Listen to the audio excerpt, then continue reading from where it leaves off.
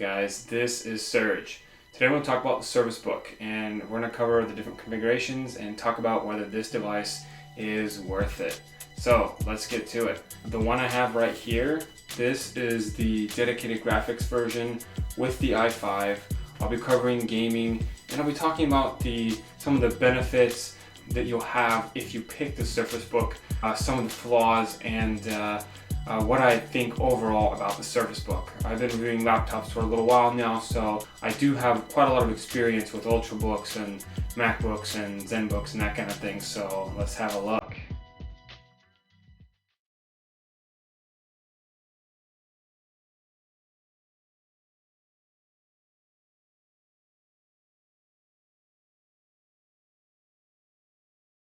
The main reason why you'd buy the Surface Book is that it has a dedicated graphics chip that performs similar to a 940M, and the fact that it's an ultra thin, ultra sleek portable machine that actually packs a pretty good punch. You can do quite a lot with it. Video editing, creating music, 3D rendering. It is a powerhouse of a device.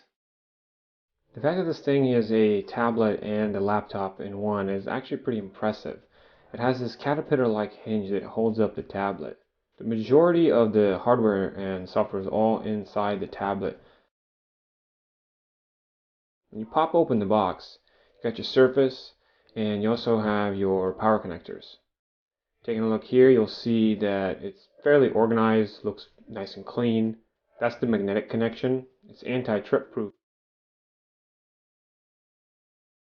You'll see the product information, and you also have the Surface Pen, which actually has had some pretty major improvements. It's got this soft rubber tip that gives you some tactile feedback when you're writing on the screen. You also have that eraser, which if you press it, it actually opens up OneNote.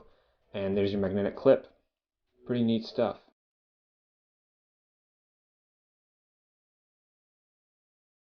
Overall, what I can say about this machine is that it is a pretty sweet machine. Out of all the machines you can get that are Ultrabooks, you can't find anything that's going to be this thin. I mean, it's literally as thick as a USB port, but that also has a dedicated graphics solution. So having said that, that right there is one of the key reasons you would get this particular laptop, not to mention the convertibility. So if you want, you can hold down a special button that allows you to unplug the screen. As you can see, this is a 2-in-1 tablet laptop hybrid, which is actually pretty revolutionary. I think a lot of laptops are going to be heading towards this type of direction. However, a lot more work still needs to be done to refine the overall idea and to make it work great. The Surface Book really does resemble the MacBooks and the ZenBooks in terms of industrial design and metal feel. However, it's pretty unique for what it is. It feels really nice. It kind of reminds me of stone when you're touching it. Got that simple Windows logo. It looks really clean and really nice. I'm actually pretty impressed. Flip it over on its back and you have 2 rubber feet. I thought these feet were actually really nice and gave it that clean look, but they're really thin. Press the button there and pull it right off. There is a type of hinge type sound that you hear that comes out of the speakers. Here's what they look like side by side. It's weird because now it's like you have 2 devices, but one only works while the other is more of a battery pack. The hinge uses a magnetic enclosure. When you reach the very end there, it snaps in and it feels very sturdy. However, opening it up with one hand is still fairly difficult. I see that they've made a pretty good attempt in creating the open one-hand ability, but however, it's really hard because the feet are too thin to grip the desk. So anytime you do try to open it, it's going to be pretty hard. You're going to need 2 hands for sure. I do like the ridge they added, but it's not deep enough. When you try to shove your finger in between there, you just can't seem to grip the laptop. To me, that's important because I want to be able to open up my laptop with ease. If we bring the laptop a little bit closer, I want you to take a look at how plain it looks. There's no stickers, there's no edges for like weird dirt to build up. At least the goal here is for it to be very minimalist. It's just plain looking. And that's actually really nice because when you're using your device, you want to forget that it's there. You're more focused on what you're doing, you're more focused on your work instead of being annoyed by the device itself. Turn it to the side here and you'll see 2 USB ports and a media card reader. And once again, the infamous hinge. Some people really like it, some people hate it. Once we move up, you can see the vent. This device is really vent heavy. There's vents everywhere. It goes all the way around the device, and there's also a second vent. See the vent in the bottom right there? That's for the dedicated GPU. I paid a little bit of extra, around $17.50, to get the dedicated graphics chip. I wanted to see if this thing could run games, and I did a plethora of testing, so if you do want to check it out, I'll have some links here on the right if you're on mobile and some annotations if you're on desktop. Flip it over and you do have the mini display port and then your charging connector. Again, lots of grills. Let's take a look at the port here. So that's your auxiliary connection if you want to listen to music or plug in some speakers. Look inside here. You can tell that the keyboard is actually not touching the screen. That's actually a really sweet feature because the screen is going to stay clean. You're going to want that because a lot of laptops don't have that. So to recap what we talked about, this is an Ultrabook, but it's also a tablet in one. It has the ability to remove the screen from the main body, and the overall design is very different. Massive trackpad, great keyboard, decent sound, but you are paying quite a lot for this device. The industrial design and feel of the device is one of the best. It's on par with the MacBooks.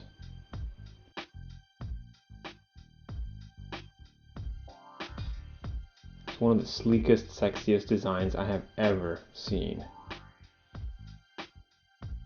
Even when you're in tablet mode, it still feels really thin.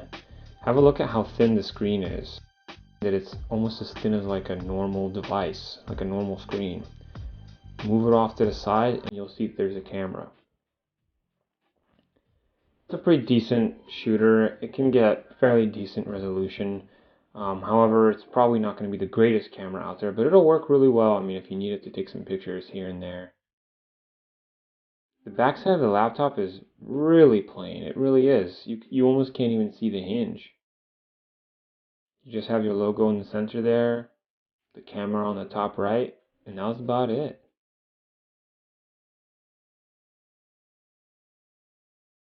You can see the button configuration on the Surface Book.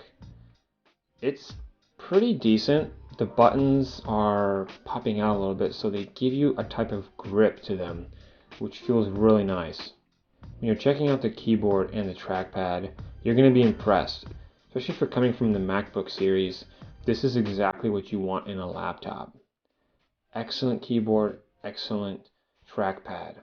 It's glass based, so it's really silky smooth. The buttons, they feel very similar to a MacBook Pro. They have really good bounce back, and there's quite a lot of key travel.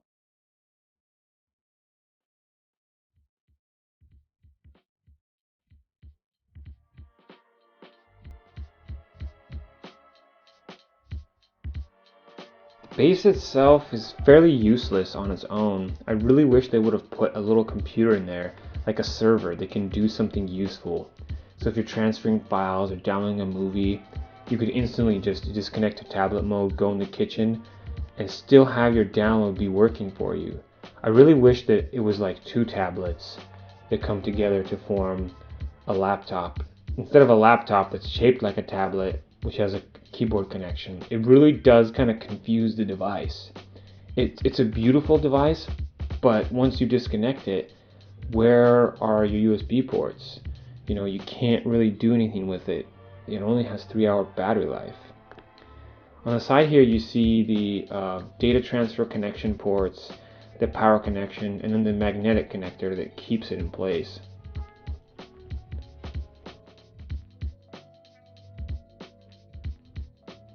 There is a notebook mode where you take the clipboard, plug it into the keyboard, but you flip the keyboard over so you don't feel it.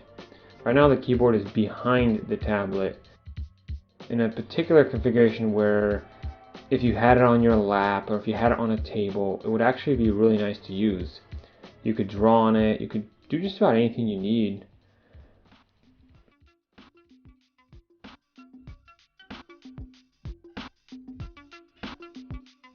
When manufacturers try to create a tablet mode that includes both the base and the clipboard, it makes a lot of sense to be able to unplug it, flip the tablet over, and plug it in and not have to feel the keyboard on the back of your hands. I don't see how anybody's going to like to use something that has keys on the back. It's just going to feel mushy, it's going to feel weird. You don't have that problem here on the Surface Book. So what kind of problems did I run into with this device? Well, for one, there are a few quality control issues. Like the screen will make a crunching noise if you press right over here. The device still suffers from some form of thermal or power limit throttling. Some really odd design choices, like if you were to unplug and go into tablet mode, how are you going to be able to use this like a Surface Pro? There are no ports here for you to connect your USB or anything else. And on top of that, it's really only a 2 to 3 hour battery life tablet. So to me, it makes me ask the question, is this really a laptop tablet replacement, or is it just a laptop with a screen that can disconnect? I would say probably a little bit of both. There appears to be some limitations to how far you can move the hinge back. On most laptops, you can move the hinge a little bit further back, right about here. So when you're sitting down and you have it pressed up against your lap or you're in a bed somewhere, a lot of times it feels like the screen is just tilted a little bit too low. I would have loved to be able to extend this all the way or maybe even straighten the whole thing out. However, the Caterpillar hinge design, it does have limitations. In fact, if I start to lean the device over like this, over time it's just going to close on its own, as you can see there. So that's another thing I didn't quite like about the Surface Book. There are quite a lot of things to like about the Surface Book. One being this interesting aspect ratio that I actually found refreshing. So when you're using the device, it's 2:3, so it feels like you're holding kind of like a piece of paper, and the way things are arranged when you're in tablet mode just feel real nice. When you're in games, sometimes the resolution is kind of odd, which can make the game really weird because some games don't support certain resolutions and it kind of makes it a confusing gaming experience. I would have loved for this device to have a lot more power, because if you're going to pay around $1,700 up to $2,000, you're really only getting 940M level performance, which isn't very good considering how much money you're paying. But you're really paying for the premium factor of how thin and sleek the device is. And if it wasn't for that, then in most cases you probably wouldn't be buying this device. Some of the things that I absolutely love about this device is the keyboard. It actually does have one of the best keyboards I have ever seen. I think it's on par and rivals the MacBook keyboard series, which to me, when I came from a PC background, built many computers, I had always thought that Macs and Apple products weren't very good until I tried the MacBook Air and I liked its keyboard and massive trackpad. Now when you're looking at this, most people can't actually tell the difference. They think that this is a MacBook. They think that, the big trackpad, very kind of white, metal kind of design, you can't quite tell the difference. That's true. The design elements are very similar. In most cases, when you're buying a premium laptop, you're going to be spending upwards to around $1,000, maybe $1,100, sometimes even $1,300. That's considered premium laptop range. You know, when you start buying this, you're looking at 1400, 1500, 1600, and if you add upgrades, it just gets progressively more expensive. What I found interesting was that this device is actually more expensive than the MacBooks. It actually happens to be one of the most expensive. And I think that's okay in one part. I think it might be okay because of how many radically different designs this has. The convertible tablet ability, the extremely premium feel design, the industrial metal, the way it's cut, it's just so smooth and it feels very sturdy. It really does feel like a Windows version of a MacBook, and that to me is great because I always wanted something just like that. It reminds me of when I wanted an Android device that could be with the same sturdy and sharp look and feel like an iPhone, and now we have it with the Galaxy S7 and S7 Edge, and even with the Note series, and even the S6 looks really, really nice. The battery life on here was actually impressive. Most manufacturers, when they say they're going to get 8 hours, they really mean they're going to get about 4 to 6 hours. When Apple says it, it's somewhere around the same amount, maybe a little bit more. If they say 8 hours, it's more like 7 hours. If they say 10 hours, it's probably more like 9 hours. Because these tests are done with really low brightness, and very minimal tasks. If you're going to be doing any kind of intensive tasks, obviously your battery's going to be a lot lower. I actually did get upwards up to about 12 hours of battery life, which is really impressive. 10 to 12 hours from an Ultrabook, that has a dedicated GPU, it's actually pretty impressive. Played a little bit of games, did some video editing. I feel like the device keeps up, and it is definitely a good device in the battery contender field because it can perform quite well. There was one particular downside that I realized. Again, I have the same problem in the Surface Pro 4, in the Pro 3. I even have a Pro 2, pretty sweet device that has this exact same issue. So if you turn your device on and you browse the internet or you're on YouTube and you watch a couple videos, the fan turns on. And to me that's really interesting. So I looked into the options and I saw that the fan appears to be fairly small on these devices, so it does need to turn on ahead of time. But for whatever reason, the devices don't idle at 800 megahertz or at 1 gigahertz or at 2 gigahertz. The CPU is just way up there, and I don't get why Windows doesn't have optimization to keep the CPU lower. I know for a fact that on the MacBooks and other laptops, the CPUs tend to stay lower. It's kind of like being in power saver mode. But I believe you shouldn't have to go in the options to toggle this. This should be an automatic setting. If you're browsing the web, you really don't need more than 1 gigahertz of processing speed because everything else in the system's fast. So why would you have to ramp up the fan? That to me is a real big annoyance that I wish that Microsoft fixes in the future. Even though this device is thin and sleek, it is a pretty heavy device. I found myself kind of straining myself to kind of pick it up, and I was really careful because I feel like if I drop this thing is going to be toast. Especially with this Caterpillar hinge. It's definitely a really complex device, and I'm just really uncertain how long this hinge is going to last, especially because the hinge already makes a lot of noise. When you're opening up the device and closing it, the hinge physically rubs up against the surface that it's sitting on. So in the third day that I had this product, the hinge was already rubbing up against the surface and rubbed the paint off of the device. So that to me is like really kind of annoys me inside because I felt like this is a premium device. I paid a lot of money for it.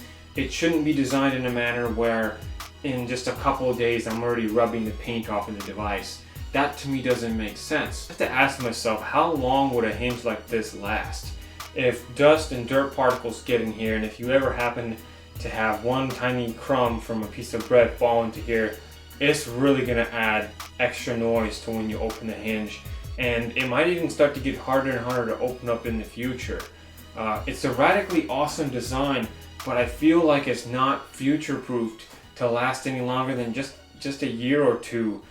So if you feel like you're not going to keep this device for that long, maybe it really doesn't matter. But I don't believe that it has the type of design that would last that long. The more simple a design is, the longer it'll last. And as you can see here, there is quite a lot of complexity, so the more systems fail, the more this device is going to become unusable, and that just has me worried. The rubber hinges on the bottom of the device are really thin. They don't seem to prop the device up enough. And the bottom part of the hinge, like I said earlier, clips the table or the surface that you put this device on. So I really would have liked if they would have added much thicker rubberized feet. I do like how they start from one end and go all the way to the top there. They just need to make them thicker. I also was wondering, where was the HDMI? I felt like this device is a premium device. It's a device for a professional, not somebody who just wants to spend a lot of money. I felt like it was a bit light on ports. 2 USB ports, a media card reader, and just a mini display port, and that's it. To me, that really feels like it's not enough. I need HDMI. I need a third USB port. If I have, one mouse plugged in, and I do use a wired mouse, and I have a hard drive plugged in, I now have no more USB.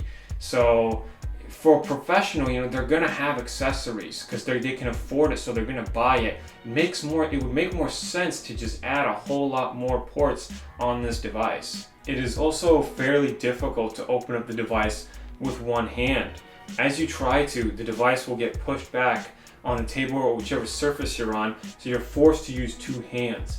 There is a magnetic design here, so it does keep it secure, but every time you close it, it does something like that. It's literally colliding. Over time, the paint on here is probably going to fall off, and it's just going to start to damage the glass on here, which does also have me worried again. Another design element that I'm not quite so sure will last very long. I absolutely love how thin and light the tablet mode is. It really does feel substantially lighter than the Surface Pro 4 or Pro 3. I feel like it's actually usable as a tablet, but the fact that it only has a couple hours of battery life, no ports, really just kind of feels like it is a device that's first generation, that needs more work. However, the industrial design is excellent. I love the magnesium metal body. It just feels so good. I love the way the device looks and feels in the hand. The buttons are very clicky. They have good tactile feedback. So that, in my opinion, is great. I did also experience driver crashing, just like the Surface Pro 4 and Pro 3. I'm really surprised that these devices still have driver crashes. I'm wondering, is it the same team that's working on these devices? Why are they suffering from the exact same issues that the previous generation devices had? I'm just out of words to describe why there appears to be so many issues with this device. It's a premium device. It has to work. It can't just be a little bit better. It has to be substantially better, and it has to work.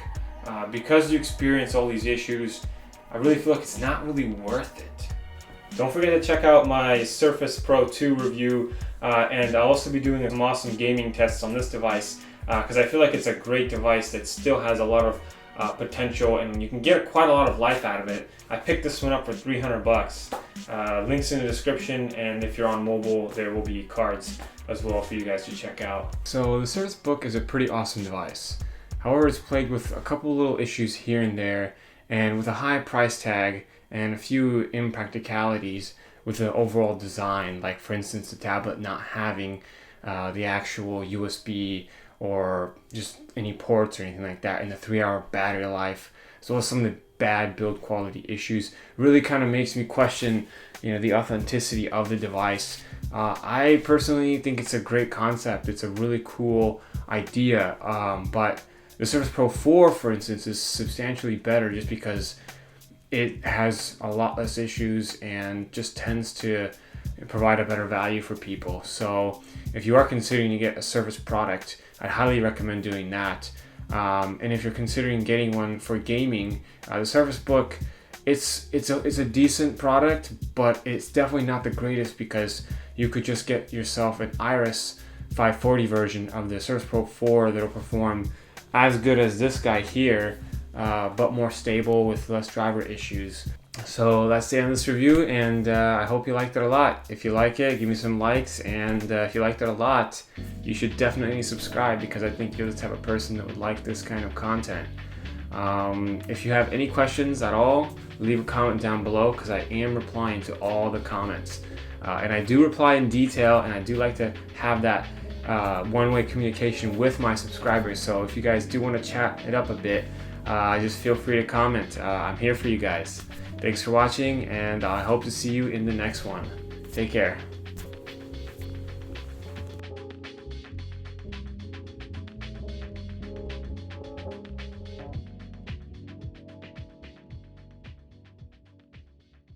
Find out how well the Surface Book games. Well, in this video, I'm going to test the top 10 games and a couple more to show you how well these games run on the Surface Book. I'll test different resolutions. Overall, I'll ask the question, can you game on it?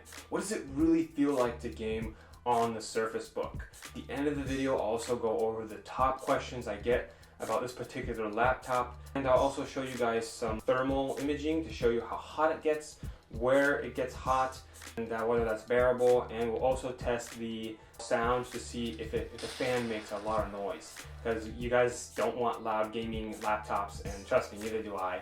And I definitely don't want a gaming laptop. I want a nice laptop that can game.